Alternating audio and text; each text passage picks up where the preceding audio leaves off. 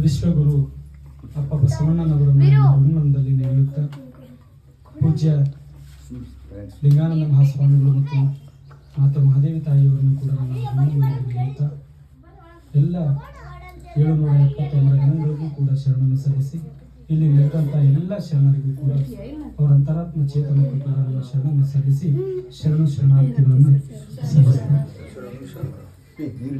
ಈಗ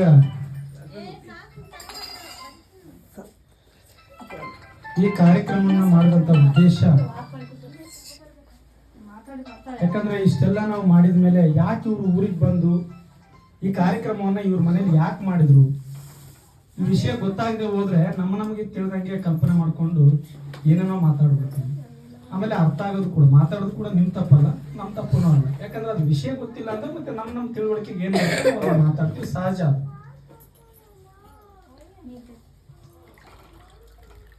12ನೇ ಶತಮಾನದಲ್ಲಿ ಇವತ್ತೇನು ನಾವು ಪ್ರತಿ ಗ್ರಾಮದಲ್ಲಿ ಹೋದ್ರೂ ಕೂಡ ಲಿಂಗಾಯತರಿದ್ದೀವಿ. ಒಂದು ಕನಿಷ್ಠ ಅಂದ್ರೂ ಒಂದು 5-10 ಮನೆಗಳಾದ್ರೂ ಸಿಗ್ತವೆ ಪ್ರತಿಯೊಂದು ಗ್ರಾಮದಲ್ಲಿ. ಒಂದು ಧರ್ಮದ ಅನುಯಾಯಿಗಳು ಅಂತ ನಮಗೇ ಗೊತ್ತಿಲ್ಲ. ನಮ್ಮದೊಂದು ಧರ್ಮ ಇದೆ, ನಮ್ಮದು ಒಂದು ಕಟ್ಟುಪಾಡು ತತ್ವಗಳಿದಾವೆ, ಸಿದ್ಧಾಂತಗಳಿದಾವೆ. ಅವುಗಳನ್ನ ಆಚರಣೆ ಮಾಡ್ತಕ್ಕಂಥದಕ್ಕೆ ಒಬ್ರು ಧರ್ಮಗುರುಗಳು ಅಥವಾ ಕ್ರಿಯಾಮೂರ್ತಿಗಳು ಅಂತ ಪ್ರತಿ ಊರಲ್ಲೂ ಕೂಡ ಇರ್ತಾರೆ. ನಮಗೋಸ್ಕರ ಲಿಂಗಾಯತರು ಯಾವ ಊರಲ್ಲಿ ಇದೀವೋ ಅಲ್ಲಿ ಒಬ್ಬ ಜಂಗಮ ಅಂತ ಇರ್ತಾನೆ. ಅವ್ರ ಕೆಲಸ ಏನು ಅಂತಂದ್ರೆ ನಮ್ಮ ಲಿಂಗಾಯತರ ಮನೆಗಳಲ್ಲಿ ನಡೀತಕ್ಕಂಥ ಎಲ್ಲ ಕಾರ್ಯಕ್ರಮಗಳನ್ನು ಬಂದು ಅವರು ನಿರ್ವಹಣೆ ಮಾಡಿ ಕೊಡಬೇಕು. ಇದು ನೀವು ಆಲೋಚನೆ ಮಾಡ್ರಿ, ಎಲ್ಲ ಧರ್ಮದಲ್ಲೂ ಇದಾವೆ. ಅವು ಧರ್ಮ ಅಂತ ಅನ್ಸ್ಕೊಂಡಿದ್ರಲ್ಲಿ ಮಾತ್ರ ಇದಾವೆ ಈ ಪದ್ಧತಿ. ಜಾತಿಗಳೇನಿಲ್ಲ. ಮತ್ತೆ ಧರ್ಮ ಅಂತ ಕ್ರಿಶ್ಚಿಯನ್ ಧರ್ಮ ತಗೊಳ್ರಿ, ಅವ್ರಲ್ಲಿ ಪಾದ್ರಿಗಳು ಅಂತ ಇರ್ತಾರೆ. ಆಮೇಲೆ ಮುಸ್ಲಿಂ ಧರ್ಮ ಅಂತ ತಗೊಳ್ರಿ, ಅವರಲ್ಲಿ ಮೌಲ್ವಿಗಳು ಅಂತ ಇರ್ತಾರೆ. ನಮ್ಮ ಧರ್ಮ ಅಂತ ಬಂದಾಗ ನಮಗೆ ಜಂಗಮರು ಅಂತ ಇರ್ತಾರೆ. ಇದನ್ನ ಮಾಡಿದವರೆಲ್ಲ ಯಾರು ಅಂದ್ರೆ ಈ ಧರ್ಮ ಯಾರು ಸ್ಥಾಪನೆ ಮಾಡಿರ್ತಾರೋ ಅವ್ರು ಇದನ್ನ ಮಾಡಿರ್ತಾರೆ. ಯಾರು ನಮ್ಮ ಧರ್ಮ ಸ್ಥಾಪನೆ ಮಾಡಿದ್ದು, ನಮಗೆ ಈ ಲಿಂಗವನ್ನ ಕೊಟ್ಟಿದ್ದು ಅಂದ್ರೆ ಅಪ್ಪೊಬ್ರು ಬಸವಣ್ಣ. 12ನೇ ಶತಮಾನದಲ್ಲಿ ನಮ್ಮ ಪರಿಸ್ಥಿತಿ ಹೆಂಗಿತ್ತಂದ್ರೆ, ಇವಾಗೇನು ನಾವು ಲಿಂಗ ಕಟ್ಟಿಕೊಂಡು ಸಮಾಜದಲ್ಲಿ ಶ್ರೇಷ್ಠವಾಗಿದ್ದೀವಿ ಲಿಂಗಾಯತರು ಅಂತೇಳಿ ಸ್ವಲ್ಪ ಗೌರವ ಇದೆ. ಆ ಗೌರವ ಬರೋದಕ್ಕಿಂತ ಅದು ಸಿಕ್ಕಿರೋದು ನಮಗೆ 12ನೇ ಶತಮಾನದಿಂದ ಬೇಸ್ ಚೆನ್ನಾಗಿ ನೆನಪಿರ್ಬೇಕು ನಮಗೆ ಲಿಂಗಾಯತರು. ಅದಕ್ಕಿಂತ ಮುಂಚೆ ನಮಗೆ ಯಾವ ಗೌರವ ಇರಲಿಲ್ಲ. ಇವತ್ತಿನ ಒಲೆಯರು ಮಾದಿಗರು ಹೆಂಗಿದಾರೋ ಅದೇ ಸ್ಥಿತಿ ನಮಗೂ ಇತ್ತು. ನಾವೇನು ಮೇಲೆಯಿಂದ ಬಂದಿಲ್ಲ, ನಾವು ಕೆಳಗಿಂದನೇ ಬಂದಿದ್ದು. ಯಾವಾಗ ಅಪ್ಪ ಬಸವಣ್ಣ ಬಂದು ಲಿಂಗವನ್ನ ಕಂಡಿಡಿದು ಲಿಂಗವನ್ನ ತಾನು ಕಟ್ಟಿಕೊಂಡು ಪ್ರಪ್ರಥಮವಾಗಿ ಕಟ್ಟಿದ್ದು ಮಹಿಳೆಗೆ, ಅವ್ರ ಅಕ್ಕನಿಗೆ ಕಟ್ತಾರೆ. ಅಲ್ಲಿವರೆಗೂ ಈ ಭೂಮಿ ಮೇಲೆ ಹೆಣ್ಣು ಮಕ್ಕಳಿಗೆ ಧರ್ಮ ಸಂಸ್ಕಾರ ಇರಲಿಲ್ಲ. ನೀವು ಬೇರೆ ಧರ್ಮಗಳಲ್ಲಿ ನೋಡಿದ್ರು ಕೂಡ ಯಾವ ಧರ್ಮದ ಮಹಿಳೆಯರಿಗೂ ಕೂಡ ಧರ್ಮ ಸಂಸ್ಕಾರ ಇಲ್ಲ. ಅದು ವಿಶೇಷವಾಗಿ ನಮ್ಮ ಲಿಂಗಾಯತ ಧರ್ಮದಲ್ಲೂ ಕೂಡ ಗಂಡ ಏನೇನು ಧರಿಸಿರ್ತಾರೋ ಹೆಂಡತಿಗೂ ಕೂಡ ಅದನ್ನೆಲ್ಲ ಧರಿಸಿರ್ತಾರೆ. ಬೇರೆ ಧರ್ಮದಲ್ಲಿ ನೋಡ್ರಿ, ಗಂಡನಿಗೆ ಜನಿವಾರ ಇರ್ತದೆ, ಹೆಂಡತಿಗೆ ಏನೇನು ಇರಂಗಿಲ್ಲ. ಬ್ರಾಹ್ಮಣದ ಇದೊಂದು ವೈದಿಕ ಧರ್ಮದಲ್ಲಿ ನೋಡ್ಕೊಂಡ್ರೆ ಗಂಡ ಮಕ್ಕಳಿಗೆ ಜನಿವಾರ ಇರ್ತದೆ, ಹೆಣ್ಣು ಮಕ್ಕಳಿಗೆ ಏನೇನು ಇರಂಗಿಲ್ಲ. ಧರ್ಮ ಸಂಸ್ಕಾರ ಅಂತದೆ. ಹಂಗಾಗಿ ಒಂದು ಧರ್ಮದ ಸಂಸ್ಕಾರವನ್ನ ಸಮಾನತೆಯಾಗಿ ಧರ್ಮವನ್ನು ಕೊಟ್ಟಿರ್ತಕ್ಕಂಥದ್ದು ಏಕೈಕ ಗುರು ಅಪ್ಪ ಬಸವಣ್ಣವರು. ಇವರು ಲಿಂಗವನ್ನು ಕಂಡಿಡಬೇಕು ಯಾಕಾಗಿತ್ತು? ನಮಗೆ ಮೊದಲನೇದಾಗಿ ಗುಡಿಗಳಿಗೆ ಪ್ರವೇಶ ಇರಲಿಲ್ಲ. ಮೊದಲು ಲಿಂಗಾಯತರಿಗೆ ಏನಿದೀವಲ್ಲ, ನಮಗೆ ಇವಾಗ ಲಿಂಗ ಕಟ್ಟಿಕೊಂಡು ನಾವು ಸಪರೇಟ್ ಆಗಿದ್ವಿ ಅನ್ನೋ ಮಾತ್ರಕ್ಕೆ ನಮಗೆ ಒಂದು ಪ್ರತ್ಯೇಕ ಗುಡಿಗಳನ್ನು ಕಟ್ಟಿಬಿಟ್ಟು ಇವಾಗ ಗುಡಿಗಳು ಪ್ರವೇಶ ಕೊಟ್ಟಿದ್ದಾರೆ. 12ನೇ ಶತಮಾನದಿಂದ ನಾವು ಯಾರು ಇವಾಗ ಗೊತ್ತಿಲ್ಲ ನಮಗೆ, ಆದ್ರೆ ನಮ್ಮ ಇತಿಹಾಸವನ್ನ ಮರೆಮಾಚಿಸ್ತಾ ಬಂದಿದ್ದಾರೆ ನಮ್ಮಗಳಿಂದ. ಅದಕ್ಕೆ ಬಸವಣ್ಣರು ಏನ್ ಮಾಡಿದ್ರು, ಕೇರಿಗೆ ಹೋಗಿ, ಬೀದಿಗೆ ಹೋಗಿ ಬಸವಣ್ಣನವರು ಏನ್ ಮಾಡಿದ್ರು, ನಿಮ್ಗೆ ದೇವರು ಧರ್ಮ ನಾನ್ ಕೊಡ್ತೀನಿ ಅಂತ ಕರೆದಾಗ ಹೋಗಿ ಅವರನ್ನ ಅಪ್ಪಿಕೊಂಡವರು ನಮ್ಮನ್ನು ಅಪ್ಪಿಕೊಂಡವರು ಬಸವಣ್ಣನವರು. ಆಗ ನಾವು ಲಿಂಗವನ್ನು ಪಡ್ಕೊಂಡಿದ್ವಿ. ಇವತ್ತಿನ ಜನರು ಕೂಡ ಅವರಿಂದಾನೇ ಲಿಂಗ ಸಿಕ್ಕಿರೋದು, ನಮಗೂ ಕೂಡ ಬಸವಣ್ಣನಿಂದನೇ ಲಿಂಗವು ಸಿಕ್ಕಿರೋದು. ಆದ್ರೆ ಈ ವಿಷಯವನ್ನ ಯಾರು ಹೇಳ್ತಾ ಇಲ್ಲ, ಸಮಾಜದಲ್ಲಿ ಬದುಕ್ತಾ ಇಲ್ಲ. ಯಾಕಂದ್ರೆ ಅವ್ರ ಶ್ರೇಷ್ಠತೆ ಹೋಗ್ಬಿಡ್ತದೆ. ಇವಾಗ ನೋಡಿ ಏನಿದಾರಲ್ಲ, ಅವರೇ ಶ್ರೇಷ್ಠರಾಗ್ಯಾರ. ಇದ್ರ ಕೊಟ್ಟಾತ ಶ್ರೇಷ್ಠ ಆಗಿಲ್ಲ, ಮೂಗು ಮಾಡಿದವ್ರು ಶ್ರೇಷ್ಠ ಆಗಿಲ್ಲ, ಮೂಗುತಿ ಮಾಡಿದ್ರೆ ಶ್ರೇಷ್ಠ ಆಗಿಲ್ಲ.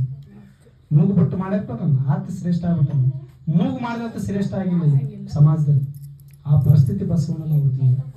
ಅದಕ್ಕಾಗಿ ಕರ್ನಾಟಕ ಸರ್ಕಾರ ಇವತ್ತು ಕರ್ನಾಟಕ ಸಾಂಸ್ಕೃತಿಕ ನಾಯಕ ಅಂತ ಯಾಕೆ ಘೋಷಣೆ ಮಾಡಿತ್ತು ಅಂದ್ರೆ ಅವರು ಕೊಟ್ಟಂತ ತತ್ವ ವಿಚಾರಗಳು ವಿಶ್ವಮಾನ್ಯ ಆಗಿದೆ. ಇಡೀ ಪ್ರಪಂಚ ಮೆಚ್ಚತಕ್ಕಂಥ ತತ್ವ ಸಿದ್ಧಾಂತಗಳು, ಸಮಾನತೆ ಆಗಲಿ, ಒಂದು ಶಿಕ್ಷಣ ಆಗಲಿ, ಒಂದು ಧಾರ್ಮಿಕ ಸಮಾನತೆ, ಶೈಕ್ಷಣಿಕ ಸಮಾನತೆ, ಆರ್ಥಿಕ ಸಮಾನತೆ, ಸಾಮಾಜಿಕ ಸಮಾನತೆ ಎಲ್ಲವನ್ನು ಯಾಕೆ ಕೊಡ್ತಾರೆ ಬಸವಣ್ಣನವರು ಅಂತಂದ್ರೆ ಅವರು ಮನೆಯಲ್ಲೇ ನಡೆದಂತ ಘಟನೆ. ಅವರು ಶುದ್ಧ ಬ್ರಾಹ್ಮಣ ಧರ್ಮಸ್ಥರು, ಅವರ ತಂದೆ ತಾಯಿ ಅವರು ಮನೆಯಲ್ಲಿ ನಡೀತಕ್ಕಂಥ ಕೆಲವು ಆಚಾರ ವಿಚಾರಗಳನ್ನ ಚಿಕ್ಕ ವಯಸ್ಸಿನಲ್ಲೇ ಗಮನಿಸ್ತಾ ಇರ್ತಾರೆ ಬಸವಣ್ಣರು. ಕಥಾಪಟ್ಟಣ ಅನ್ನೋರು ನಮ್ಮ ಶಿವಕುಮಾರ್ ಅನ್ನೋರು ಓದಿದ್ರು, ಎಲ್ಲ ಕೇಳಿರಿ.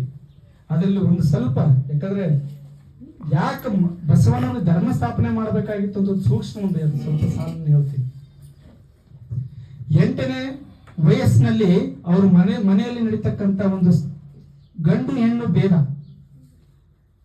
ಆ ವಿಷಯವನ್ನ ಎಷ್ಟು ಮಾರ್ಮಿಕವಾಗಿ ಅವ್ರ ತಂದೆ ತಾಯಿಗಳನ್ನ ಪ್ರಶ್ನೆ ಮಾಡ್ತಾರೆ. 8 ವರ್ಷದ ಮಕ್ಕಳು ಇವತ್ತೇನೋ ಸ್ವಲ್ಪ ತಿಳ್ಕೊಂಡು ಇದೇನಪ್ಪ ಅದೇಪ್ಪ ಅಂತ ಕೇಳ್ತಾರೆ.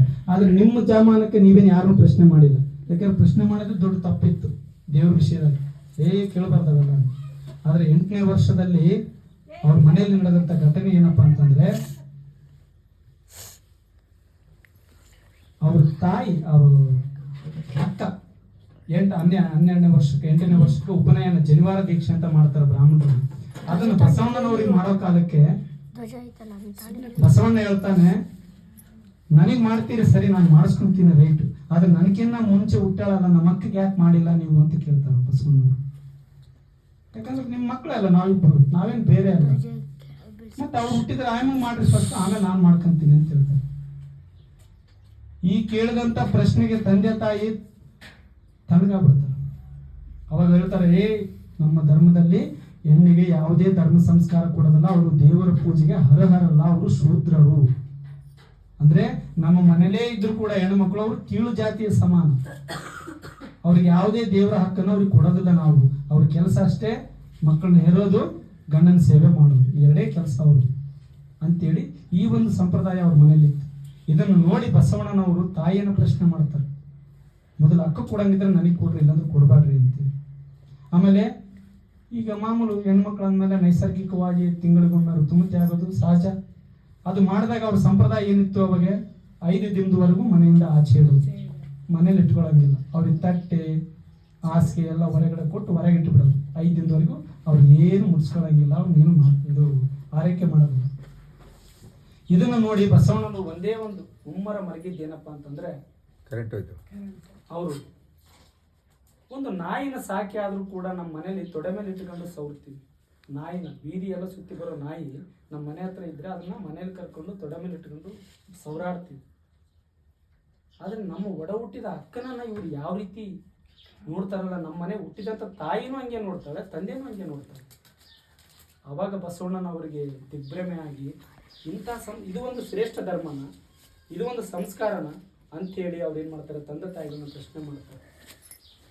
ಅವ್ರಿಗೆ ಉಪನಯನ ಮಾಡೋ ಕಾಲಕ್ಕೆ, ಹೋಮ ಹವನ ಮಾಡೋ ಕಾಲಕ್ಕೆ ಅವಾಗೂ ಪ್ರಶ್ನೆ ಮಾಡ್ತಾರೆ. ಎಲ್ಲ ಪೀತಾಂಬರ, ಗೋಡಂಬಿ, ದ್ರಾಕ್ಷಿ, ತುಪ್ಪ ಇವನ್ನೆಲ್ಲ ಸುರಿದು ಹೋಮ ಮಾಡೋ ಕಾಲಕ್ಕೆ ಅವ್ರ ಅಪ್ಪನನ್ನ ಪ್ರಶ್ನೆ ಮಾಡ್ತಾರೆ. ಅದು ಎಷ್ಟೋ ದಿನಗಳಲ್ಲಿ ತಿಂದಿರೋ ಎಷ್ಟೋ ಜನಗಳಿದ್ದಾರೆ, ಅವ್ರಿಗೆ ಕೊಟ್ಟರೆ ನೆನ್ಸ್ಕೊಂತಾರೆ, ನೀವೇನ್ ಬೆಂಕಿ ಹಾಕಿ ಸುಡ್ತೀರಲ್ಲ ಅಂತಂದ್ರೆ, ಇಲ್ಲ ಅಗ್ನಿ ದೇವರು ಶಾಂತಿ ಮಾಡ್ಬೇಕಂದ್ರೆ ಅಲ್ಲಿ ಮಾಡ್ಲೇಬೇಕು, ಸುಡಬೇಕು ಅಂತೇಳಿ ಅದನ್ನ ಮಾಡೋ ಕಾಲಕ್ಕೆ ಅದನ್ನು ಪ್ರಶ್ನೆ ಮಾಡ್ತಾರೆ.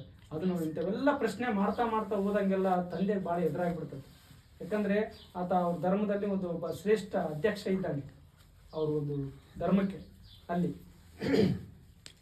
ಅವಾಗ ಏನಾಯ್ತು, ಈ ಪ್ರಶ್ನೆಗಳನ್ನ ಕೇಳಾರ್ದೆ ತಂದೆ ಹೇಳ್ತಾನೆ, ಈ ರೀತಿ ನೀನು ಪ್ರಶ್ನೆ ಮಾಡೋದಾದ್ರೆ ನನ್ನ ಮಗ ಅಲ್ಲ ನೀನು, ನನ್ನ ಮನೆಗೆ ಇರಬಾರ್ದು ಅಂತ ಹೇಳ್ತಾರೆ. ಅವಾಗ ಬಸವಣ್ಣನವ್ರಿಗೆ ಚೆನ್ನಾಗಿ ನೆನ್ಪಿಟ್ಕೋಬೇಕು, 8ನೇ ವರ್ಷದಲ್ಲಿ ನಡೆದಿರೋ ಘಟನೆ ಇವೆಲ್ಲ. ಬಸವಣ್ಣ 8 ವರ್ಷ ಇದ್ದಾಗ ತಂದೆ ತಾಯಿ ಹೇಳ್ತಾನೆ, ಸರಿ ಸತ್ಯವನ್ನ ನೀವು ಪ್ರತಿಪಾದನೆ ಮಾಡದೆ ಹೋದ್ರೆ, ಸುಳ್ಳನ್ನೇ ಪ್ರತಿಪಾದಿಸ್ತಿದ್ರೆ, ನೀವು ತಂದೆ ತಾಯಿಗಳು ನಿಮಿತ್ತರು ಮಾತ್ರ, ಜನ್ಮ ಕೊಡ್ಲಿಕ್ಕೆ ಮಾತ್ರ ನೀವು ನಿಮಿತ್ತರಿದ್ದೀರಿ. ನನ್ನ ಸತ್ಯವೇ ನನ್ನ ತಂದೆ ತಾಯಿ. ಅವ್ರು ಹೇಳ್ತಾರೆ, ಸತ್ಯ ಯಾವ್ದಿದೆ ಅದನ್ನು ಮಾತ್ರ ನಾನು ತಂದೆ ತಾಯಿ ಅಂತ ಹೋಗ್ತಿದ್ದೀನಿ, ಶಿವಭಕ್ತರೇ ನನ್ನ ಬಂಧು ಬಳಗ ಅಂತೇಳಿ ಅವರು 8ನೇ ವರ್ಷಕ್ಕೆ ಮನೆ ಬಿಟ್ಟು ಹೋಗ್ತಾರೆ. ಆಗ ಅವ್ರ ಅಕ್ಕ ಎದ್ದು ಕೈ ಎತ್ತಿ ಮುಗಿತಾಳೆ. 8ನೇ ವರ್ಷಕ್ಕೆ ನಮ್ಮ ತಮ್ಮನಿಗೆ ಎಂಥ ಚಿಂತನೆ ಬಂತು, ನಮ್ಮಗಳಿಗೆ ಸ್ವತಂತ್ರ ಕೊಡಿಸೋದಕ್ಕಾಗಿ ತಾನು ಮನೆ ಬಿಟ್ನಲ್ಲ ಅಂತೇಳಿ ಅವ್ರ ಅಕ್ಕ ಎದ್ದು ಕೈ ಮುಗಿತಾಳೆ. ಯಾರು? ಅಕ್ಕನಾಗಲಾಂಬಿಕೆ ಅಂತ ಅವ್ರ ಅಕ್ಕ. ನೋಡ್ರಿ, ಬಸವಣ್ಣ ಮನೆ ಬಿಟ್ಟಿದ್ದು ಯಾರಿಗ್ರಿ? ಹೆಣ್ಣು ಮಕ್ಕಳ ಸಲುವಾಗಿ. ಇವತ್ತು ಹೆಣ್ಣು ಮಕ್ಳು ಏನ್ ಮಾಡ್ಯಾರ ಗೊತ್ತಾ? ಅದ್ ಕೊಟ್ಟಿದ್ದು ಧರ್ಮ ಸಂಸ್ಕಾರ ಏನಿಲ್ಲ, ಮಾರಮ್ಮ, ಕ್ವಾರಮ್ಮ, ದುರ್ಗಮ್ಮ ಅಂತೇಳಿ ಎಲ್ಲ ಹೊಂಟ್ಬಿಟ್ಟಿವಿ. ಯಾರು ದೇವ್ರು ಹೇಳಿದ್ರೆ ಆ ದೇವ್ರು ಫಸ್ಟ್ ಹೆಣ್ಮಕ್ಳು ಹೋಗೋದು. ಗಂಡು ಮಕ್ಳು ಮಸ್ತ್ ಇರ್ತಾವ್ರು, ಚಿಂತೆ ಹೋಗಿ ಬಜಾರ್ ಕುತ್ಕೊಂಡು ಅಲ್ಲೇ ಹೊಡಿತಿರ್ತಾರೆ. ಹೋಗೋದೇ ಪೂಜೆ ಅಂದ್ರೆ ಹೆಣ್ಮಕ್ಳು ಜಾಸ್ತಿ. ಆದ್ರೆ ನಿಮಗೆ ದೇವರು ಧರ್ಮದ ಸ್ವತಂತ್ರ ಕೊಟ್ಟಿದ್ದು ಪ್ರಪಂಚದಲ್ಲಿ ಬಸವಣ್ಣ ಒಬ್ಬರೇ. ಅವ್ರು ಬಿಟ್ಟರೆ ಯಾರು ನಿಮಗೆ ಸ್ವತಂತ್ರ ಕೊಡಿಸ್ಬೋದು. ಅದಕ್ಕಾಗಿ ನಮ್ಮ ಧರ್ಮದಲ್ಲಿ ಕೂಡ, ಲಿಂಗಾಯತ ಧರ್ಮದಲ್ಲಿ ಕೂಡ ಹೆಣ್ಣಿಗೂ ಲಿಂಗ ಕಟ್ತೀವಿ, ಗಂಡಿಗೂ ಲಿಂಗ ಕಟ್ತೀವಿ, ಹೆಣ್ಣಿಗೂ ರುದ್ರಾಕ್ಷಿ ಕಟ್ತೀವಿ, ಗಂಡಿಗೂ ರುದ್ರಾಕ್ಷಿ, ವಿಭೂತಿ, ಮಂತ್ರ, ಪಾದೋದಕ ಎಲ್ಲವೂ ಕೊಡ್ತೀವಿ. ಅದು ಹೆಣ್ಣು ಗಂಡಿನ ಸಮಾನತೆ ಚಿಹ್ನೆ ಆದರೂ ಕೂಡ ನಿರಾಕಾರ ಪರಮಾತ್ಮ ನಿರಂಜನ. ಯಾಕಂದ್ರೆ ದೇವರನ್ನ ಹೆಂಗ ಸೃಷ್ಟಿ ಮಾಡಿದ್ರಂದ್ರೆ ಒಬ್ಬೊಬ್ರು ಒಂದೊಂದು ಹೆಸರಿಟ್ಟು ಒಂದೊಂದು ಅವತಾರಗಳು ತೋರಿಸೋದು. ಒಬ್ರು ಕತ್ತಿ ಹಿಡಿದ್ರದು, ಒಬ್ರು ಚಾಕ್ ಹಿಡಿದ್ರದು, ಒಬ್ರು ಈಟಿ ಹಿಡಿದ್ರದು, ಹಿಂಗೆಲ್ಲ ತೋರಿಸಿ ತೋರಿಸಿ ತೋರಿಸಿ ಏನ್ ಮಾಡಿದ್ರು? ಒಬ್ಬ ದೇವರನ್ನ ಹಲವು ದೇವ್ರನ್ನ ಮಾಡಿದ್ರು. ಇರ್ತಕ್ಕಂಥ ಮತ್ ನಾವೆಲ್ಲ ಏನ್ ಹೇಳ್ತೀವಿ? ದೇವ್ರು ಎಲ್ಲಾ ಕಡೆ ಇದಾನಪ್ಪ ಅಂತ. ದೇವ್ರು ಎಲ್ಲಾ ಕಡೆ ಇರತ್ತ, ನಾಲ್ಕು ಗೋಡೆ ಮಧ್ಯೆ ಹೆಂಗಿರ್ತಾನೆ, ನಾವ್ ಅಲ್ಲಿಗೆ ಯಾಕೆ ಹೋಗ್ಬೇಕು? ಇದನ್ನ ಪ್ರಶ್ನೆ ಮಾಡಿದ್ರು ಬಸವಣ್ಣನವರು ಕೂಡ ಗುಡಿಯ ಲಿಂಗವನ್ನ ಪೂಜೆ ಮಾಡಿದರೆ ಮೊದಲು. ಯಾವಾಗ ಜ್ಞಾನೋದಯ ಆದ ಮೇಲೆ ಇಷ್ಟಲಿಂಗವನ್ನ ಕಂಡಿಡ್ತಾರೆ. ಇದು ದೇವರ ಸ್ವರೂಪ ಅಲ್ಲ. ಯಾವತ್ತು ದೇವರು ನಾಲ್ಕು ಗೋಡೆ ಮಧ್ಯೆ ಇರೋದಿಲ್ಲ, ಆತ ಇರ್ಲಿಕ್ಕೆ ಸಾಧ್ಯ ಇಲ್ಲ. ಆತ ಅಖಿಲಾಂಡ ಕೋಟಿ ಬ್ರಹ್ಮಾಂಡ ಸ್ವರೂಪ, ನಿರಾಕಾರ ನಿರಂಜನ ಸ್ವರೂಪ. ಇಂಥ ದೇವರನ್ನ ನಾನು ಜನಗಳಿಗೆ ಹೆಂಗ್ ಕೊಡಬೇಕು ಅಂತೇಳಿ 12 ವರ್ಷ ತಪಸ್ಸುಗೈದವರಂತೆ. 12 ವರ್ಷ ಸಾಧನೆ ಮಾಡಿ ಕಂಡಿಡಿದು ಚಿಂತನೆ ಮಾಡಿ ಕಂಡಿಡಿದಂಥ ಇಷ್ಟಲಿಂಗ ಇದು. ಸಾಮಾನ್ಯ ಇವಾಗ ನಾವೆಲ್ಲ ಹೋಗ್ತೀವಿ, ಸುಮ್ಮನೆ ಯಾರಿಗೆ ಹೇಳಿದ್ರು ಅಲ್ಲಿ ಬಳ್ಳಾರಿಗೆಲ್ಲ ಗುಡ್ತಾಗೆಲ್ಲ ಮಾತಿರ್ತಾರೆ, ತಂದು ಕಟ್ಕೊಂಡ್ಬಿಡ್ತೀವಿ. ಅಷ್ಟು ಸುಲಭ ಅಲ್ಲ, ನಮ್ಗೆ ಅಷ್ಟು ಸುಲಭವಾಗಿ ಕೊಟ್ಟಾನ ಬಸವಣ್ಣ. ಅದಕ್ಕೆ ಹಂಗೆ ಕಟ್ಕೊಂತಿದ್ದೀವಿ. ಯಾಕಂದ್ರೆ ಅದು ಗೊತ್ತೇ ಇಲ್ಲ ನಮಗೆ. ಇಷ್ಟಲಿಂಗ ಯಾಕೆ ತಯಾರಾಯಿತು, ಇಷ್ಟಲಿಂಗವನ್ನು ಕೊಡೋದಕ್ಕೆ ಕಾರಣ ಏನು? ಆ ಇಷ್ಟಲಿಂಗಕ್ಕೆ ಯಾವ್ದಾದ್ರು ದೇವ್ರ ರೂಪ ಐತಾ? ನಿರಾಕಾರ ದೇವ್ರನ್ನ ನಿಮ್ಗೆ ಯಥಾವತ್ತಾಗಿ ಹಂಗೆ ಕೊಟ್ಟ ನಿಮ್ಮ ಕೈಗೆ. ಎಲ್ಲ ವಿಕಲಾಂಡ ಕೋಟಿ ಬ್ರಹ್ಮಾಂಡ ಸ್ವರೂಪವಾದಂಥ ಪರಬ್ರಹ್ಮ ನಿರಂಜನನನ್ನ ಚುಳುಕಾಗಿ ಮಾಡಿ ನಿಮ್ಮ ಕೈಗೆ ಹಂಗೆ ಕೊಟ್ಟಾನ. ಯಾಕಂದ್ರೆ ಆತನ ನೀವು ನೋಡಿ ಪೂಜೆ ಮಾಡಕ್ ಆಗಂಗಿಲ್ಲ. ಬ್ರಹ್ಮಾಂಡದ ಎಲ್ಲ ಕಡೆ ಇರ್ತಕ್ಕಂಥದ್ದು ನೀವು ಹೆಂಗ್ ಪೂಜೆ ಮಾಡ್ತೀರಿ? ಆ ಸ್ವರೂಪವನ್ನೇ ನಿಮ್ಮ ಕೈಗೆ ಕೊಟ್ಟಾನ. ಇಂಥ ಪರಬ್ರಹ್ಮ ಸ್ವರೂಪವಾದಂಥ ಲಿಂಗವನ್ನ, ನಿರಂಜನನನ್ನ ನಾವು ಪೂಜೆ ಮಾಡದೆ ಇವತ್ತು ನಾವೇನ್ ಮಾಡಿಬಿಟ್ಟಿದ್ವಿ ಅಂದ್ರೆ ಇದು ಅರಿವಿಲ್ಲ. ನಮ್ದು ಯಾರ್ದು ತಪ್ಪಲ್ಲ. ಕೆಲವ್ರು ಊಟಕ್ಕೆ ಸಿಹಿ ಹಾಕಿವಿ, ಕೆಲವ್ರು ಗಳಿಗೆ ಮುಂದೆ ಹಾಕಿಟ್ಟಿರ್ತೀವಿ, ಅದ್ರ ಲಿಂಗ ಇರೋದಿಲ್ಲ. ಕೆಲವ್ರಂತೂ ಆ ಲಿಂಗ ಅಂದ್ರೆ ಸುಮ್ಮನೆ ಏನೋ ಶಿಫ್ಟಿಂಗ್ ಐಡೆಂಟಿ ಕಾರ್ಡ್ ಇದ್ದಂಗೆ, ನಿನ್ ಕಾರ್ಡ್ ಇದ್ದಾಗ ನನ್ನ ಕಾರ್ಡ್ ಹಾಕ್ಯಂಡು ನಡೀತಾ ತರ್ಕೊಂಡು ಅಂತೇಳಿ ಕೊಡೋದು ಹಿಂಗೆಲ್ಲ. ಯಾಕಂದ್ರೆ ಹುಟ್ಟಿದಾಗ 5 ದಿವಸಕ್ಕೆ ನಾವು ಲಿಂಗಧಾರಣೆ ಮಾಡಿ 12 ವರ್ಷಕ್ಕೆ ಲಿಂಗ ದೀಕ್ಷೆ ಕೊಟ್ಟು, ಮತ್ತೆ ನಾವು ಹೋದಾಗ ಕುಡಿ ಒಳಗೆ ಕುಂತಾಗ ನಮ್ಮ ಯಾವ ಮನೆ ದೇವರು, ಊರ ದೇವರು, ಕೇರಿ ದೇವರು ಯಾವ ಬರೋದಿಲ್ಲ. ಇಷ್ಟಲಿಂಗ ಮಾತ್ರ ನಿಮ್ಮ ಕೈಗೆ ಬರ್ತದೆ. ಮತ್ತೆ ಹುಟ್ಟಿದಾಗ ಏನು ಗೊತ್ತಿರಲ್ಲ, ಮಗು ಇದ್ದಾಗ ನಮ್ಗೆ ಕಟ್ಟಿರ್ತಾರೆ. ಸತ್ತಾಗ ನಾನು ಇರಂಗಿಲ್ಲ, ಅವಾಗ ಕೈಯಾಗ ಕೊಡ್ತಾರೆ. ಯಾರಿಗೆ ಕೊಡ್ತೀವಿ ನಾವು ಆ ಲಿಂಗ ತಗೊಂಡು ಹೋಗಿ? ಯಾರಿಗೆ ಒಪ್ಪಿಸ್ಬೇಕು ಆ ಲಿಂಗನ ನಾವು? ಅದಕ್ಕಾಗಿ ಇದ್ದಾಗೇನೆ ನಾವು ಆ ಲಿಂಗ ಏನಂತ ತಿಳಿದು, ಅದು ಯಾರು ಕೊಟ್ಟಾರಂತ ತಿಳ್ಕೊಂಡು, ಅದು ಏನಂತ ತಿಳ್ಕೊಂಡು ನಾವು ಅರ್ಚನೆ ಪೂಜೆಯನ್ನು ಮಾಡ್ತಾ ಇದ್ರೆ ನಿಜವಾದ ಪರಮಾತ್ಮನನ್ನ ನಾವು ನೇರ ಸಂಪರ್ಕ ಮಾಡುವರು. ಲಿಂಗಾಯತರಂದ್ರೆ ಯಾರು? ನಮಗೆ ಮಧ್ಯವರ್ತಿಗಳು, ದಳ್ಳಾಳಿಗಳಿಲ್ಲ ನಮಗೆ ದೇವ್ರ ಹತ್ರ. ನೇರವಾಗಿ ದೇವರು ನಾನು ಇಟ್ಕೊಂಡಿದ್ರೆ ಯಾರು ಇದ್ದಾರ? ದೇವರು ನಾನು, ದೇವರು ನಾನು. ಅದಕ್ಕೆ ಹೇಳ್ತಾರ, ಎಲ್ಲ ಹೆಣ್ಣು ಮಕ್ಕಳಿಗೆ ಲೌಕಿಕ ಒಬ್ಬ ಗಂಡ ಇರ್ತಾನೆ, ಗಂಡ ಮಕ್ಕಳಿಗೆ ಒಬ್ಬ ಗಂಡ ಅದಾನೆ. ಯಾರು? ಪರಮಾತ್ಮನೇ ಗಂಡ, ಜಗದ ಗಂಡ, ಗಂಡರ ಗಂಡ ಆತ. ಯಾರು? ಪರಮಾತ್ಮ ಅದನಲ್ಲ. ನಿಮಗೆ ಲೌಕಿಕ ಒಬ್ಬ ಗಂಡ ಇದ್ರೆ ನಿನಗೂ ನಿನ್ನ ಗಂಡನಿಗೂ ಇಬ್ಬರಿಗೆ ಗಂಡ ಯಾರಪ್ಪ ಅಂದ್ರೆ ಪರಮಾತ್ಮ. ಅದಕ್ಕಾಗಿ ಏನಂತಾರೆ? ಲಿಂಗಪತಿ ಶರಣ ಸತಿ ಅಂತಾರೆ. ನಾನಾದ್ರೂ ಸತಿನೇ, ಲಿಂಗ ಈಗ ನಾನು ಸತಿನೇ, ನೀವು ಸತಿನೇ. ಲೌಕಿಕವಾಗಿ ನಾವು ಇರ್ತೀವಿ ಗಂಡ ಹೆಂಡತಿ ಅಂತೇಳಿ, ಆದ್ರೆ ಲಿಂಗ ಏನು ಮುಂದೆ ನಾನು ಸತಿನೇ, ಆತ ಪತಿನೇ. ಈಗ ನೋಡ್ರಿ, ನಾನು ಉದಾಹರಣೆ ಹೇಳ್ಬೇಕಂದ್ರೆ, ಈಗ ಅವರಿದ್ದಾರೆ, ಅವ್ರು ಹುಟ್ಟಿದಾಗ ಕುಂಕುಮ, ವಿಭೂತಿ, ಹೂವು ಎಲ್ಲ ಇತ್ತು. ಯಜಮಾನ್ರು ಹೋದ್ರಂತೆ ಎಲ್ಲ ತೆಗೆದ್ಬಿಟ್ರು. ಯಾಕೆ ಲಿಂಗ, ರುದ್ರಾಕ್ಷಿ, ವಿಭೂತಿ ಯಾಕೆ ತೆಗೆದಿಲ್ಲ? ಪರ್ಮನೆಂಟ್ ಗಂಡ ಅದನ್ನ, ಆತನ ಹೆಂಗ್ ಬಿಡ್ತಾಳ? ಪರ್ಮನೆಂಟ್ ಗಂಡ ಆತ. ಕೊನೆಯವರೆಗೂ ಈ ಲೌಕಿಕ ಗಂಡರು ಕೈ ಕೊಡಬಹುದೇ ವಿನಃ ಪರಮಾತ್ಮ ಕೈ ಕೊಡೋದಿಲ್ಲ ನಮ್ಮನ್ನ. ಅದಕ್ಕಾಗಿ ನಮ್ಮ ಜೊತೆ ಬರ್ತಾನ, ಹೇಳ್ತಾನೆ ಪರಮಾತ್ಮ. ಪರಮಾತ್ಮ ಹೇಳ್ತಾನೆ, ನಿನ್ನ ಹೆಂಡತಿ ಬರ್ಲಿಲ್ಲ ಹೋಗ್ಲಿ, ನಿನ್ನ ಮಕ್ಕಳು ಬರ್ಲಿಲ್ಲ ಹೋಗ್ಲಿ, ನಾನ್ ಬರ್ತೀನೋ ನಿನ್ ಜೊತೆ ಅಂತೇಳಿ ನಮ್ಗೆಲ್ಲ ಜವಾಬ್ದಾರಿ ಇರ್ತೀನಿ. ನೀನ್ ಎಲ್ಲಿರ್ತಿ? ದೊಡ್ಡ ಅಡಿವ್ಯಾಗನ್ನ ಇರು, ಊರೊಳಗನ್ನ ಇರು, ಎಲ್ಲೆನ್ನ ಇರು, ನಾನು ನಿನ್ನ ಜೊತೆಗೆ ಇರ್ತೀನಿ ಅಂತ ಎದೆ ಮೇಲೆ ಇರ್ತಾನೆ. ಇಂಥ ಲಿಂಗವನ್ನ ನಾವು ಎದೆ ಮ್ಯಾಗ ಧರಿಸ್ಕೊಂಡು ಇಂಥ ಹೇಳ್ತಕ್ಕಂಥ ಪರಮಾತ್ಮನನ್ನ ನಾವು ಎದೆ ಮ್ಯಾಗ ಧರಿಸಿದೆ. ನಾನು ಪೂಜೆ ಮಾಡಿ ಅಲ್ಲಿಟ್ಟೆ ನಾನು ಅಲ್ಲ, ಯಾಕಂದ್ರೆ ನಮಗೆ ಗೊತ್ತಿಲ್ಲದೆ ಮಾಡ್ತಿರ್ತಾರೆ. ನಿಮ್ಗೆ ಗೊತ್ತಿದ್ರೆ ಇವ್ನ ಯಾರು ಮಾಡೋದಿಲ್ಲ, ಗೊತ್ತಿದ್ದೆ ಮಾಡಿ. ಹಾಗೆ ನಾವೇ ಅಂತೀವಿ ಮನೆ ಹೊರಗೆ ಹೋದವ್ರು ಬರೋದು ಗ್ಯಾರಂಟಿ ಇಲ್ಲಪ್ಪ ಅಂತ ನಾವೇ ಮಾತಾಡ್ತೀವಿ. ಮತ್ತೆ ಈತನ ಈ ಕಂಡನ್ನ ಯಾಕೆ ಬಿಡಬಾರ್ದು ನಾವು? ಕಟ್ಟದ ಯಾಕೆ ಕಟ್ಟಿದ ಬಿಟ್ಟಿವಿ ನಾವು? ಈತ ನಮ್ಮ ಜೊತೆ ಇರ್ತಾನಲ್ಲ, ಶಾಶ್ವತವು ನನ್ನ ಹಿಂದೆ ಬರ್ತಾನೆ. ಕಟ್ಕೊಂಡು ಹೇಳ್ತಿ ನಾನು ಹಿಂದೆ ಬರಂಗಿಲ್ಲ, ಮಕ್ಕಳು ನಾನು ಹಿಂದೆ ಬರಂಗಿಲ್ಲ ಅಂದಾಗ ಈತ ಬರಕ್ ರೆಡಿ ಇದ್ದಾಗ ಈತನ ಯಾಕೆ ಕಟ್ಟಬಾರ್ದು ನಾನು? ಈತನ ಯಾಕೆ ಬಿಡಬೇಕು? ಅದಕ್ಕಾಗಿ ಬಸವಣ್ಣ ಹೇಳ್ತಾರ, ದೇವನೊಬ್ಬ ಪರಮ ಪತಿವ್ರತೆಗೆ ದೇವನೊಬ್ಬ, ನಂಬಬಲ್ಲ ಭಕ್ತನಿಗೆ ಅಲ್ಲ, ಪರಮ ಪತಿವ್ರತೆಗೆ ಗಂಡನೊಬ್ಬ, ನಂಬಬಲ್ಲ ಭಕ್ತನಿಗೆ ದೇವನೊಬ್ಬ. ಪರಮ ಪತಿವ್ರತೆಗೆ ಗಂಡ ಒಬ್ಬನೇ ಇರ್ತಾನ, ಅವಾಗ ಮಾತ್ರ ಅಮ್ಮ ಪರಮ ಪತಿವ್ರತೆ ಆಗೋದು. ಆದ್ರೆ ದೇವ್ರು ಅಂತ ನಂಬಿದಂದ್ರೆ ಅವ್ನಿಗೆ ದೇವ್ರು ಒಬ್ಬನೇ ಇರ್ಬೇಕು. ಭಕ್ತ ದೇವ್ರ ಭಕ್ತ ಅಂದ್ರೆ ಒಬ್ಬನೇ ಇರ್ಬೇಕು. ಅದಕ್ಕೋಸ್ಕರ ನಮ್ಗೆ ಇಷ್ಟಲಿಂಗ ಕೊಟ್ಟಿದ್ವಿ. 10 ನಮ್ಗೆ ಗುಡಿಗಳು ಹೋಗೋ ಕೆಲಸ, ಓಕೆ ದೇವ್ರು ಬೇಕಂತ ನಾವು ಗುಡಿಗಳು ಹರಿಸ್ಬಿಟ್ಟಿವಿ. ಮತ್ತೆ ಗುಡಿಗಳೆಲ್ಲ ಇರೋ ಕಾಲಕ್ಕೆ ನೀವು ಗುಡಿಗಳಿಗೆ ಹೋಗಂಗಿದ್ರೆ ಲಿಂಗ ಯಾಕೆ ಕೊಡ್ಬೇಕಾಗಿತ್ತು? ಅಂತ ಪರಮಾತ್ಮನೇ ನೀವು ಯಾಕೆ ಕೊಡ್ಬೇಕಾಗಿತ್ತು? ಆ ದೇವಸ್ಥಾನಗಳೆಲ್ಲ ಎಲ್ಲಿದಾವೆ? ಭೂಮಿ ಮೇಲೆ ಇದಾವೆ. ಈ ಬ್ರಹ್ಮಾಂಡವನ್ನೇ ನಿಮ್ಮ ಕೈ ಕೊಟ್ಟಾಗ ಮತ್ತೆ ಭೂಮಿ ಆಗಿರೋ ಒಂದೊಂದು ಗುಡಿಗಳಿಗೆ ಯಾಕೆ ಸುತ್ತ ಕೆಲಸ ಐತೆ ಇಟ್ಟ? ನಮಗೆ ಸಮಯ ವ್ಯರ್ಥ, ಹಣ ವ್ಯರ್ಥ, ಎಲ್ಲ ನಮ್ಮ ಚಿಂತನೆ ಬುದ್ಧಿ ಎಲ್ಲ ವ್ಯರ್ಥನೆ. ಎಂತ ಜ್ಞಾನ ಕೊಟ್ಟ ನೋಡ್ರಿ ಬಸವಣ್ಣ. ಅದಕ್ಕೆ ಹೇಳ್ತಾರ, ಕಾಲೈಕಂಬ ದೇಹವೇ ದೇಗುಲ, ಶಿರವೇ ಹೊನ್ನ ಕಳಸ ಕೂಡಲ ಸಂಗಮ ದೇವ, ಸ್ಥಾವರ ಕಳಿವುಂಟು ಜಂಗಮಕ್ಕಿಲ್ಲ ಅಳಿವಿಲ್ಲ.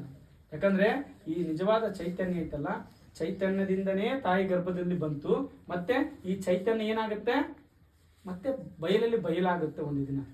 ಇದಕ್ಕೆ ಅಳಿವಿಲ್ಲ, ಇದಕ್ಕೆ ಅದು ಶಾಶ್ವತ. ಅದು ನಾವು ಅದನ್ನು ಪೂಜೆ ಮಾಡೋರು. ನಾವು ಲಿಂಗಾಯತರಂದ್ರೆ ನಿಜವಾದ ಎಲ್ಲಾ ಕಾಲಕ್ಕಿರ್ತಕ್ಕಂಥ ಚೈತನ್ಯವನ್ನ ಪೂಜೆ ಮಾಡೋರು.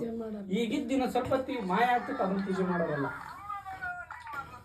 ಯಾಕಂದ್ರೆ ಇವತ್ತು ಎಲ್ಲವೂ ಅಷ್ಟೇ, ಕಲ್ಲಿಂದೆ ಮಾಡಿರ್ಲಿ, ಮಣ್ಣಿಂದೆ ಮಾಡಿರ್ಲಿ. ಅದಕ್ಕೆ ಹೇಳ್ತಾರೆ, ಕಲ್ಲು ದೇವರು ದೇವರಲ್ಲ, ಮಣ್ಣು ದೇವರು ದೇವರಲ್ಲ, ಮರ ದೇವರು ದೇವರಲ್ಲ, ಕಂಚಿ ಹಿತ್ತಾಳೆ ತಾಮ್ರದಲ್ಲಿ ಮಾಡಿದ ದೇವರು ದೇವರಲ್ಲ, ವಾರಣಾಸಿ ಕಾಶಿ ಕೇದಾರ ಅಷ್ಟಷಷ್ಟಿಗಳಲ್ಲಿರ್ತಕ್ಕಂಥವು ಇರುವ ದೇವರು ದೇವರಲ್ಲ. ಬಸವಣ್ಣವ್ರು ಹೇಳ್ತಾರೆ, ಇವೆಲ್ಲ ದೇವರು ಅಲ್ಲಪ್ಪ ನಿಮ್ಗೆ, ನೀವು ಯಾಕೆ ಭ್ರಮೇಲಿ ಹೊಂತೀರಿ? ಇದೇ ನಿಮ್ಮ ದೇವರು ಅಂತ ಲಿಂಗ ಕೊಟ್ಟಿರೋದು. ನಾವೇನ್ ಮಾಡಿಬಿಟ್ಟಿವಿ ಅಂತಂದ್ರೆ, ಲೋಕದ ಜನ ಹೆಂಗ್ ಹೊಂಟಾರ ನಾವು ಹಂಗೆ ಹೊಂಟ್ಬಿಟ್ಟಿವಿ. ಯಾರು ಮಾಲೆ ಹಾಕಿದ್ರೆ ನಾವು ಮಾಲೆ ಹಾಕಿವಿ. ಯಾಕೆ ಮಾಲೆ ಹಾಕಿರ್ ಗೊತ್ತಿಲ್ಲ. ನೀವ್ ಎಂತ ಶ್ರೇಷ್ಠರು, ಅಂಗದ ಮೇಲೆ ಲಿಂಗ ಕಟ್ಟಿರ್ತಕ್ಕಂಥದ್ದು. ಹೇಳ್ತಾರೆ, ನಡೆದಾಡುವ ದೇಗಲ, ಮಾತನಾಡುವ ದೇವರು. ಲಿಂಗಾಯತರು ಯಾರಪ್ಪ ಅಂದ್ರೆ ನಡೆದಾಡುವ ದೇವಾಲಯಗಳು. ನಾವೆಲ್ಲ ಯಾರಂದ್ರೆ ನಡೆದಾಡುವ ದೇವಾಲಯಗಳು. ಯಾಕಂದ್ರೆ ನಾನು ಎಲ್ಲಿರ್ತೀನಿ ನಾನು ದೇವ್ರಲ್ಲಿ ಇರ್ತಾನೆ. ಗುಡಿಯಾಗಿರೋದು ಗುಡಿಯಲ್ಲಿರ್ತದೆ, ಅಲ್ಲಿ ದೇವ್ರು ಇರ್ತದೆ. ನಾನು ಹಂಗಲ್ಲ, ನಾನು ಎಲ್ಲಿರ್ತೀನಿ ಅಲ್ಲಿ ದೇವ್ರು ಇರ್ತಾನೆ. ಯಾಕಂದ್ರೆ ಲಿಂಗ ಎದೆ ಮ್ಯಾಗ ಇರ್ತದಲ್ಲ. ಅದಕ್ಕೆ ಹೇಳ್ತಾರೆ, ನಡೆದಾಡುವ ದೇವಾಲಯಗಳು ಲಿಂಗಾಯತರಂದ್ರೆ. ಅದಕ್ಕೆ ಮಾತನಾಡುವ ದೇವರುಗಳು. ಲಿಂಗಾಯತಂದ್ರೆ ಸಾಮಾನ್ಯ ಅಲ್ಲ. ಇಂಥ ಒಂದು ತತ್ವ ಸಿದ್ಧಾಂತವನ್ನು ಕೊಟ್ಟಿರ್ತಕ್ಕಂಥ ಗುರು ಬಸವಣ್ಣನವರನ್ನ ನಾವು ಧರ್ಮಗುರು ಅಂತ ಅನ್ನೋದೇ ನಮಗೆ ಇಲ್ಲಿವರೆಗೂ ಗೊತ್ತಿಲ್ಲ.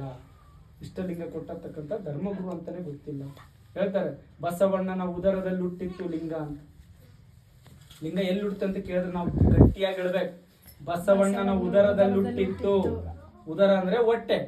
2 ಹೊಟ್ಟೆ ಇರ್ತತೆ. ಒಂದು ಹಸಿವು ತುಂಬಿಸ್ಕೊಳ್ಳೋ ಹೊಟ್ಟೆ, ಇನ್ನೊಂದು ಜ್ಞಾನ ತುಂಬಿಸ್ಕೊಳ್ಳೋ ಹೊಟ್ಟೆ. 2 ಹೊಟ್ಟೆ. ಈ ಹೊಟ್ಟೆ ತುಂಬಿದ್ರೆ ದೇಹ ಚೆನ್ನಾಗಿರ್ತದ, ಈ ಹೊಟ್ಟೆ ತುಂಬಿದ್ರೆ ಮನಸ್ಸು ಚೆನ್ನಾಗಿರ್ತದೆ, ನಮ್ಮ ಕಾರ್ಯಗಳೆಲ್ಲವೂ ಚೆನ್ನಾಗಿರ್ತಾವ. ನಾವು ಯಾರಿಗೂ ಕೆಟ್ಟವ್ರು ಹಾಕಂಗಿಲ್ಲ. ಯಾಕಂದ್ರೆ ಬುದ್ಧಿ ಚಲೋ ಇತ್ತಂದ್ರೆ ನಾವೆಲ್ಲರೂ ಒಳ್ಳೆಯರೆ, ಬುದ್ಧಿ ಕೆಟ್ಟದಿತ್ತಂದ್ರೆ ನಾವೆಲ್ಲರೂ ಕೆಟ್ಟರು. ಅದು 2 ಹೊಟ್ಟೆ. ಅದಕ್ಕೆ ಬಸವಣ್ಣವ್ರನ್ನ ಏನಂತಾರೆ, ಬಸವಣ್ಣನವರ ಉದರದಲ್ಲಿ ಹುಟ್ಟಿತ್ತು ಲಿಂಗ ಅಂತ.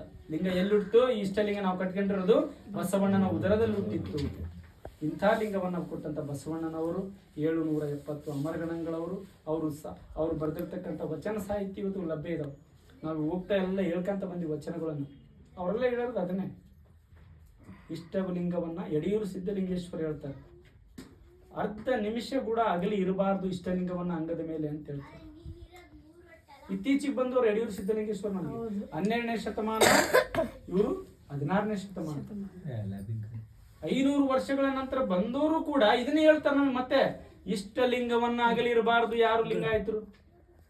ಇಷ್ಟಲಿಂಗ ಯಾವಾಗ್ಲೂ ಎದೆ ಮೇಲೆ ಇರ್ಬೇಕು. ಆಮೇಲೆ ತಂದೆ ತಾಯಿಗಳಾದ ನಾವು ಈಗ ಅಕ್ಕೋರು ಅಂದ್ರೆ ಹುಡುಗಿ ಚೆನ್ನಾಗಿ ಮಾಡ್ತಾನಲ್ಲ ಪೂಜೆ ಅಂತ ನೀವು ಅಂದ್ರಿ, ಅದಕ್ಕೆ ಉತ್ತರ ಏನಪ್ಪಾ ಅಂದ್ರೆ ಅವ್ರ ತಂದೆ ತಾಯಿ ನೋಡಿ ಕಲ್ತಿರೋದು ಹುಡುಗರು. ಯಾವತ್ತು ನಾವು ಮಾಡೋದಿಲ್ಲೋ ನಮ್ಮ ಮಕ್ಕಳು ಮಾಡೋದಿಲ್ಲ. ಆಮೇಲೆ ಮತ್ತೆ ಕೊರಗೋರು ನಾವೇ, ನಮ್ಮ ಮಕ್ಕಳು ಮಾತು ಕೇಳಬಲ್ರು, ದಾರಿ ತಪ್ಪಿ ಬಿಟ್ಟಾರ, ಕೆಟ್ಟೋಗ್ಬಿಟ್ಟಾರ. ಯಾಕಂದ್ರೆ ನಮ್ಮ ಹತ್ರ ಸಂಸ್ಕಾರ ಇಲ್ಲ, ಮಕ್ಕಳಿಗೆ ಬಂದ್ರೆ ಇಲ್ಲಿಂದ ಬರ್ತದೆ. ಅದಕ್ಕಾಗಿ ನಿತ್ಯ ನಾವು ಬೆಳಿಗ್ಗೆ ಎದ್ದ ತಕ್ಷಣ ಕೆಲವು ದಿವಸ ಹೇಳ್ರಿ ಅವ್ರು ಕೇಳೋದಿಲ್ಲ, ಕೆಲವು ದಿವಸ ನೀವು ಮಾಡ್ತಾ ಹೋಗ್ರಿ, ನಿಮ್ಮನ್ನು ನೋಡಿ ಅವ್ರು ಮಾಡ್ತಾರೆ. ನಾವು ಮಾಡೋದು ಬಿಟ್ಟು ಅವ್ರಿಗೆ ಹೇಳ್ಕಂತ ಹೋದ್ರೆ ಅದು ಯಾವ ಕೆಲಸನೂ ಸಕ್ಸಸ್ ಆಗೋದಿಲ್ಲ. ಇದೇ ಅಂತಲ್ಲ, ನೀವು ಮಾಡೋ ಕೆಲಸನೂ ಆಗಲಿ, ಕೂಲಿ ಕೆಲಸ ಹೊಲಕ್ಕೆ ಹೋಗಿರ್ತೀರಿ, ಬರೀ ಹೇಳ್ಕೊಂತೀರಿ, ಮತ್ತೆ ನೀವು ಮಾಡಕ್ ಹೋಗ್ಬೇಡ್ರಿ, ಸಕ್ಸಸ್ ಆಗ್ತತ್ತ? ಆಗಂಗಿಲ್ಲ. ಇದೂ ಹಂಗೆ ನಮ್ಮ ಮನೆ ವಿಷಯ, ಸಂಸ್ಕಾರನೂ ಹಂಗೆ. ನಾವು ನಿತ್ಯ ವಿಭೂತಿ ಧರಿಸಿ, ನಾವು ಯಾವಾಗಲೂ ಸದಾ ಅಂಗದ ಮೇಲೆ ಲಿಂಗ ಧರಿಸಿದ್ರೆ ಮಾತ್ರ ನಮ್ಮ ಮಕ್ಕಳು ಅದನ್ನ ಮಾಡ್ತಾರೆ. ಇಲ್ಲಪ್ಪ ನಮ್ಮ ಧರ್ಮದಿದು ನಾಚ್ಕೊಂಬಂಗಿಲ್ಲ, ನಾವೇ ನಾಚ್ಕೊಂತೀವಿ. 3 ಬಟ್ ಹಚ್ಕೊಂಬಕ್ಕ ಲಿಂಗಾಯತರು ನಾಚ್ಕೊಂತದಾರ, ಹೇಳ್ತಾರ ವಿಭೂತಿಯೇ ನನಗೆ ಕುಲದೈವ, ವಿಭೂತಿಗೆ ನನಗೆ ಮನದೈವ, ವಿಭೂತಿಯೇ ನನಗೆ ಸರ್ವ ಸಿದ್ಧಿ ಅಂತ ಹೇಳ್ತಾರೆ ಬಸವಣ್ಣ. ವಿಭೂತಿ ಅಂದ್ರೆ ಸಾಮಾನ್ಯ ವಿಭೂತಿ ಎಲ್ಲ ಕೊಟ್ಟಿರೋದು, ಸರ್ವಸಿದ್ಧಿ. ನಮ್ಮ ಒಳಗಿರ್ತಕ್ಕಂಥ ಚೈತನ್ಯ ಕಳೆಯನ್ನ ಹೊರಗಡೆ ತೋರಿಸ್ತಂತೆ ವಿಭೂತಿ ಹಚ್ಕೊಂಡಾಗ. ವಿಭೂತಿ ಹಚ್ಚಿದಂಗೆ ಇರುವಂತ ಒಂದು ಮಖ ನೋಡ್ರಿ, ವಿಭೂತಿ ಹಚ್ಕೊಂಡ ಮೇಲೆ ಇರೋ ಮಖ ನೋಡ್ರಿ, ಒಂದು ಕಳೆ ಬರ್ತದಂತೆ. ಆ ಕಳೆಯನ್ನ ನಾವು ವ್ಯಕ್ತಪಡಿಸಿದಾಗ ದುಷ್ಟ ಗುಣಗಳು, ದುಷ್ಟ ಬುದ್ಧಿ ಇರ್ತಕ್ಕಂಥವ್ರು ನಮ್ಮ ಎದುರಿಗೆ ಬಂದಾಗ ಅವ್ರ ಕೆಲಸ ಏನು ನಡೆಯಂಗಿಲ್ಲ ನಮ್ಮ ಮುಂದೆ. ಅದ್ರ ಪ್ರಮಾಣ ಕ್ಷೀಣಿಸ್ತಾ ಹೋಗ್ತದಂತೆ. ಅವ್ರು ಒಂದ್ಸಲ ಮಾತಾಡಕ್ ಶುರು ಮಾಡಿದ್ರು ಕೂಡ ಕೊನೆ ಹಂತಕ್ಕೆ ಅವರು ಸುಮ್ಮನೆ ಹೋಗ್ಬಿಡ್ತಾರ. ವಾಪಸ್ ನಮ್ಮನ್ನ ಬಡಿಯೋಕ್ ಬಂದವ್ರು ಮಾತಾಡಿ ಹೋಗ್ಬಿಡ್ತಾರೆ. ಮಾತಾಡಕ್ ಬಂದ ಯಾಕೆ ಬಿಡಪ್ಪ ಅವ್ರ ತಗ ಸುಮ್ಮನೆ ಅಂತ ಹೋಗ್ಬಿಡ್ತಾರೆ. ಯಾಕಂದ್ರೆ ವಿಭೂತಿಗೆ ಆ ಶಕ್ತಿ ಇದೆ. ಶರಣರು ಸುಮ್ಮನೆ ಕೊಟ್ಟಿಲ್ಲ ವಿಭೂತಿ, ರುದ್ರಾಕ್ಷಿ ಸುಮ್ಮನೆ ಕೊಟ್ಟಿಲ್ಲ. ಕೊರಳಲ್ಲಿ ರುದ್ರಾಕ್ಷಿ ನೀವು ನೋಡ್ರಿ, ಎಲ್ಲೇನ ಬಸ್ ಸ್ಟ್ಯಾಂಡ್ನಾಗ ಎಲ್ಲ ಹೋಗಿ ಕೊರಳ ರುದ್ರಾಕ್ಷಿ ಒಂದ್ ವೇಳೆ ಇತ್ತು ಅಂದ್ರೆ ಆ ಮನುಷ್ಯನ ನೋಡ್ರಿ ಲಕ್ಷಣ ಹೆಂಗೆ ಕಾಣಿಸ್ತದೆ, ಏನಿಲ್ದವ್ರ ಮಾಮೂಲಿ ನೋಡ್ರಿ ಹೆಂಗೆ ಕಾಣಿಸ್ತದೆ. ಯಾಕಂದ್ರೆ ಆ ಶಕ್ತಿ ಇದೆ ಇವಕ್ಕೆಲ್ಲ. ಅಷ್ಟಾವರಣಗಳು, ಗುರು, ಲಿಂಗ, ಜಂಗಮ, ವಿಭೂತಿ, ಮಂತ್ರ, ಪಾದೋದಕ, ಪ್ರಸಾದಿ, ಅಷ್ಟಾವರಣಗಳು, ಪಂಚಾಚಾರಗಳು, ಶಿವಾಚಾರ, ಸದಾಚಾರ, ಲಿಂಗಾಚಾರ, ಗಣಾಚಾರ, ನೃತ್ಯಾಚಾರ, ಸಂಪತ್ತು ಕೊಟ್ಟೋಗಿದ್ದಾರೆ. ನಾವು ಬಳಸೋದು ಗೊತ್ತಿಲ್ಲ ನಮಗೆ. ಅದು ನಮ್ ತಪ್ಪಲ್ಲ, ಹೇಳೋರ್ ತಪ್ಪು. ಹೇಳ್ತಾ ಇಲ್ಲ. ಬರಂದ್ರೇನೋ ಏನಪ್ಪ ಎಲ್ಲಾರು ಪೂಜೆ ರೆಡಿ ಮಾಡಿರ, ಮಾಡಿದ್ರೇನೋ ಪ್ರಸಾದ ರೆಡಿ ಮಾಡಿರ, ಉಂಡ್ರ, ಮತ್ತೆ ನಮ್ ಕಾಣಿಕೆ ತರ್ರಿ, ಬರ್ರಿ ನಮಸ್ಕಾರ ಮಾಡ್ರಿ, ಇಸ್ಕೊಂಡ್ರೇನು ಬಿಟ್ರೇನು ಗಾಡಿ. ಇವರಿಂದ ನಮ್ಗೆ ಏನಾಗ್ಬಿಟ್ಟತ್ತೆ ವಿಷಯಗಳು ಗೊತ್ತಾಗ್ತಾ ಇಲ್ಲ. ನಾವು ಅಷ್ಟೇ ಅನ್ಕೊಂಡ್ಬಿಟ್ಟಿವಿ. ಅವ್ರಿಗೆ ಕರೆದು ಉಂಬಾಕಿಡೋದು, ಅವ್ರಿಗೆ ಕಾಣಿಕೆ ಕೊಟ್ಟು ಕಳ್ಸೋದು, ಇಷ್ಟು ಮಾಡಿಬಿಟ್ರೆ ಜಂಗಮ ಸೇವೆ ಅಂತ. ಅವರು ಪರಿಪೂರ್ಣರಲ್ಲ, ನಾವು ಪರಿಪೂರ್ಣರಲ್ಲ. ಎಲ್ಲ ಉಪವಾಸ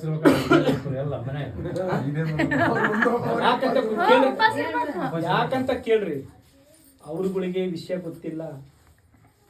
ಶರಣರು ಕೊಟ್ಟಂತ ವಿಚಾರಗಳು ಅವ್ರಿಗೆ ಗೊತ್ತಿಲ್ಲ. ಸಂಸ್ಕೃತ ಮಂತ್ರವನ್ನು ಕಂಠಪಟ ಮಾಡ್ತಾರೆ. ಮದುವೆ ಮಾಡ್ಸಕ್ಕೆ ಈ ಮಂತ್ರ, ರುದ್ರಾಭಿಷೇಕ ಮಾಡ್ಸಕ್ಕೆ ಈ ಮಂತ್ರ, ಮಂತ್ರ ತಿರ್ಗಾ ಮುರ್ಗ ಹೇಳಿದ್ರು ನಮ್ ಕುಣಿಯಾಗಿಟ್ಟ ಸ್ಥಿತಿ ಅವೇ ಮಂತ್ರಗಳು ಹೇಳ್ತಾರೆ, ನಮ್ಗೆ ಗೊತ್ತಾಗದ. ಸಂಸ್ಕೃತ ನಾವ್ ಗೊತ್ತಾಗಲ್ಲ. ಒಂದು ದಿವಸಕ್ಕೆ ಅದ್ರ ಅರ್ಥ ನಮಗೆ ಹೇಳಿಲ್ಲ, ಮತ್ತೆ ಅದ್ರಾಗೆ ಮದುವೆ ಮಾಡಿಸ್ತಾರ. ಆ ಮದುವೆ ಹೇಳುವಾಗ ನಮಗೆ ಮಂತ್ರನೇ ಗೊತ್ತಿಲ್ಲ, ಏನ್ ಹೇಳ್ತಾರ ಅವ್ರಿಗೆ ಗೊತ್ತಿಲ್ಲ. ಕಟ್ಟು ಅಂದ್ರೆ ಕಟ್ಟದ ಅಷ್ಟೇ ನಾವು ತಾಳಿ ಮಂತ್ರ ಇವಾಗ ಕಟ್ಟ ಅಂದ್ರೆ ಕಟ್ಟ. ಯಾಕಂದ್ರೆ ಇನ್ನೂ ಸ್ವಲ್ಪ ಸುಮ್ಮನೆ. ಯಾಕಂದ್ರೆ ಎಷ್ಟು ಮುಗ್ಧರಾಗ್ಬಿಟ್ಟಿವಿ ಅಂದ್ರೆ, ಎಷ್ಟು ಜ್ಞಾನ ಕೊಟ್ಟಿರ್ತಕ್ಕಂಥ ಪಡೆದಿರ್ತಕ್ಕಂಥ ಲಿಂಗಾಯತರು ಇವತ್ತು ಎಷ್ಟು ಮುಗ್ಧರಾಗ್ಬಿಟ್ಟಿವಿ ಅಂದ್ರೆ ನಮ್ಗೆ ಏನೇನ್ ಗೊತ್ತಿಲ್ಲ. ಜಂಗಮಯ್ಯ ಬಂದ್ ಏನ್ ಅಲ್ಲಿ ಬೊಟ್ಟಿಡ ಅಂದ್ರೆ ಬೊಟ್ಟಿಡೋದು, ಇಲ್ಲಿ ಕೂತ್ಕೊಂಡ್ರೆ ಅಲ್ಲಿ ಕೂತ್ಕೊಂಬೋದು, ಇಷ್ಟು ಅಮಾಯಕರಾಗ್ಬಿಟ್ಟಿವಿ. ಆದ್ರೆ ಜ್ಞಾನ ಸಂಪತ್ತು ನಮ್ಮೊಳಗೆ ಇದೆ. ನಾವು ತೆಗೆದು ಓದಿ ತಿಳ್ಕೊಬೇಕೇ ವಿನಃ ಅದು ಯಾರು ಹೇಳಕ್ ತಯಾರಿಲ್ಲ ಅಂದಾಗ ನಾವೇ ತಯಾರಾಗ್ಬೋದು. ಇವತ್ತು ನಮ್ಮ ಶಿವಕುಮಾರಣ್ಣವರ ಸಂಕಲ್ಪದಂತೆ ಎಲ್ಲ ಶರಣರು ಪ್ರತಿ 6 ದಿನ ನಮ್ಮ ಕಾಯಕ, 6 ದಿನ ನಮ್ಮ ಕೆಲಸಗಳು ಮಾಡ್ಕೊಂತೀವಿ. 6 ದಿನ ಒಂದು ದಿನ ಧರ್ಮ ಪ್ರಚಾರಕ್ಕಾಗಿ ಮೀಸಲಿಟ್ಟು ಪ್ರತಿ ಒಂದು ಗ್ರಾಮಕ್ಕೆ ಹೋಗಿ ನಮ್ಮವರ ಮನೆಗಳಿಗೆ ನಮ್ಮ ಧರ್ಮದ ವಿಚಾರಗಳನ್ನು ತಿಳಿಸಿ ಸಂಸ್ಕಾರಗಳನ್ನು ಕೊಟ್ಟು ಬರ್ತಕ್ಕಂಥ ಒಂದು ಮಹತ್ ಕಾರ್ಯವನ್ನು ನಮ್ಮ ಶಿವಕುಮಾರನವರ ಆಧ್ವರ್ಯದಲ್ಲಿ ನಡೀತಾ ಇದೆ. ಯಾಕಂದ್ರೆ ಬಹಳ ಅವಸರ ಇದೆ. ಒಂದ್ಸರಿ ಹಿಂಗೆ ನಮ್ಮ ಅಣ್ಣವರೆಲ್ಲ ಹೋಗಿದ್ರು, ಎಲ್ಲ ಕುರುಗೋಡ ಹತ್ರ ಮುಷ್ಟುಗಟ್ಟೆ ಅಂತ. ಜಂಗಮಯ್ಯನೇ ಬಂದ್ ಕುಂತ ನಮ್ಗೆ ಕೇಳಕ್, ನಾವ್ ಹೇಳ್ತೀವಿ ಕೇಳಕ್ ಕುಂತ ಎಲ್ಲ ಕೇಳಿ, ಏನಪ್ಪಾ ನೀವು ಜಂಗ್ರು ಊರಾಗ ಸ್ವಲ್ಪ ಎಲ್ಲ ಹೇಳಿ, ನಮ್ ಜಂಗ್ರು ಹೇಳ್ತೀವಪ್ಪ, ಏನ್ ಹೇಳಿದ್ರೆ ಕೇಳೋದಿಲ್ಲ ಜನ. ಏನ್ ಹೇಳ್ಯಾರಂದ್ರೆ ಹೇಳ್ತೀವಿ, ಎಲ್ಲ ಹೇಳ್ತೀವಿ ನಾವು. ಅಲ್ಲಪ್ಪ ಏನ್ ಹೇಳಿರ ಅದನ್ನ ನೀ ಹೇಳ್ರಿ ಅಂದ್ರೆ ಇಲ್ಲ, ಎಲ್ಲ ಹೇಳಿದ್ವಿ. ಏನ್ ಹೇಳಿದ್ರಲ್ಲ, ಏನ್ ಹೇಳಿದ್ರೆ ಗೊತ್ತಿಲ್ಲ.